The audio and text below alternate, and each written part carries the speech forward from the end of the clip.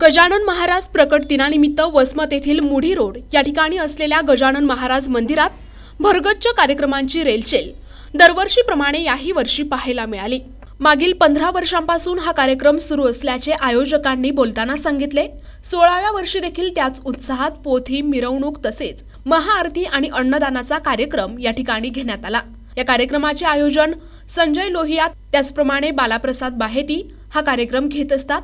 त्यांना सर्वच नागरिकांचे तसेच भक्तजनांचे सहकार्य लाभत असते।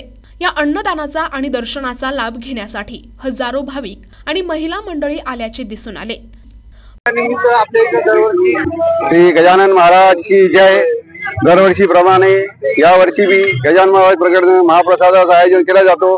भक्तजन हजारो भक्तजन याचा प्रसाद महाप्रसादाचा लाभ घेतात आणि देवाच्या कृपेने आज 16व्या वर्षी यशस्वीप्रमाणे या महाप्रसादाचा वाटप चालू आहे।